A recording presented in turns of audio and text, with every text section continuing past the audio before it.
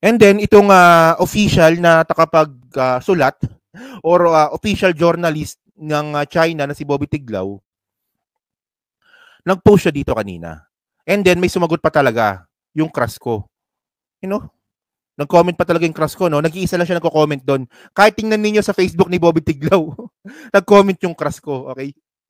Sabi dito.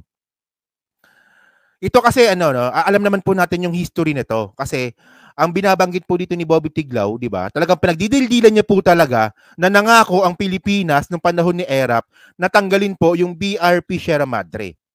Pero ang mga pinakita naman po kasing ebidensya ni Bobby Tiglao, ampaw, lawlaw, bugok.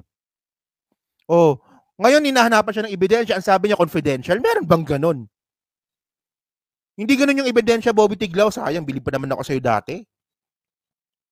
Di ba kung naalala ninyo, di ba, nung panahon po nung eleksyon, si Bobby Tiglao po yung isa sa mga talagang nag-debunk sa mga maling impormasyon na nilalabas ng Dilawan nun. Di ba? So, ngayon nakakagulat lang po talaga, no? Nakakagulat lang po talaga na ngayon bumaliktad na po si Bobby Tiglao for the sake of China interest.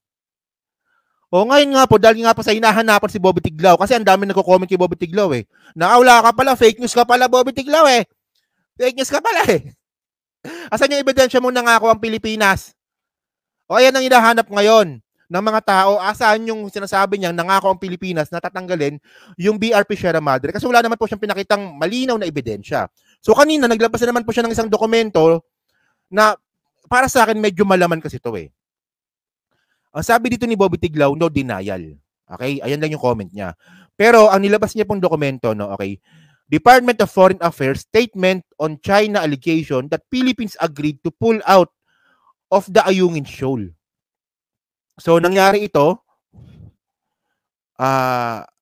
March 14, 2014. So, ang ibig sabihin nito pala mga kababayan, yung claim pala ng China na tatanggalin po yung BRP Sierra Madre, 2014 pa lang po pala ay nababanggit na po pala yan. Okay. So, ang sabi nga po dito ni Bobby Tiglao, no denial. Kasi parang ang sinasabi kasi dito na pinaparatangan tayo ng China na tatanggalin nga po yung BRP Sierra Madre.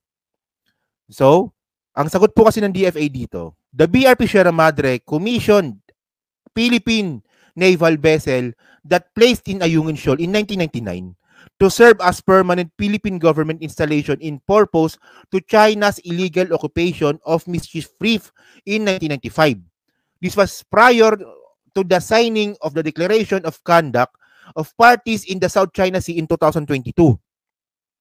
The Philippines reiterates that Ayungin Shoal is part of its continental shelf over which the Philippines have sovereign rights and jurisdiction. So, malinaw naman po ang sinabi dito ng DFA, pero dahil nga ang hinahanap kasi dito ni Bobby Tiglao na dapat dininay po natin ito.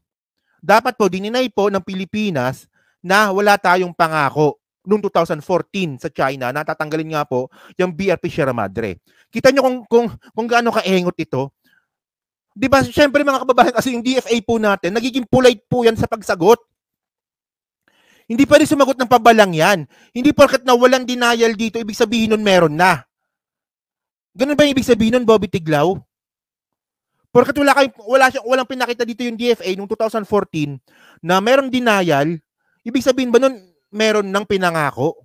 Kasi ang hinahanap ata dito ni Bobby Tiglao, dapat nilagay daw po dyan ng DFA na wala naman kaming pinapangako, China. Wala kaming pinapangako na tatanggalin namin yung BRP Sierra Madre. Ganun ang gusto ni Bobby Tiglao. Kung di ba naman eng talaga, no, para lang i-prove yung claims niya na wala siyang ebidensya, gagawin niya talaga to. Eh, buti na nga lang po mga kababayan, walang nakagets. Oh. So, ang punto mga kababayan, yung karamihan po ng mga pro-China, medyo mahina din po yung utak kasi walang nakagets ng point ng post ni Bobby Tiglao, kundi si Sasrogando Sasot lang. Sasrogando Sasot. Akala ko dati Rogando pala. No?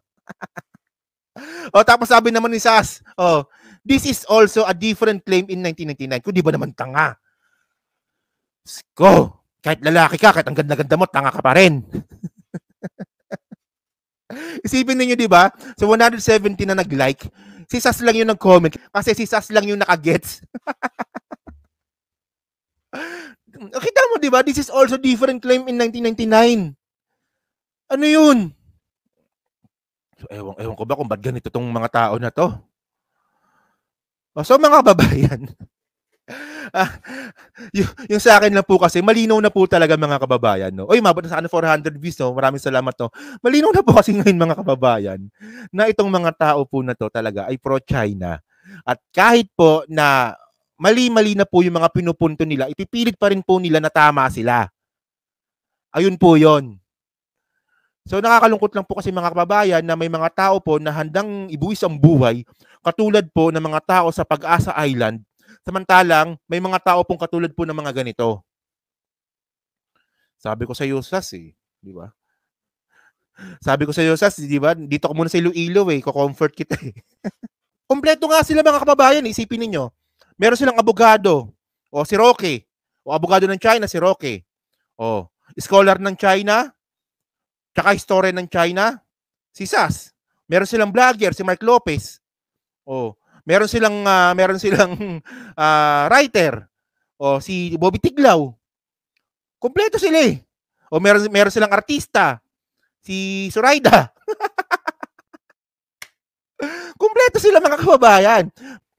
So thank you po, maraming salamat po, no. Thank you po, maraming salamat po talaga. It's a pleasure na kahit papaano po is andito pa rin po ako sa YouTube. Kasi marami na pong vlogger po talaga yung nawala, pero at least kahit papaano andito pa rin po ako. Maraming salamat po sa inyong lahat. Thank you po, thank you.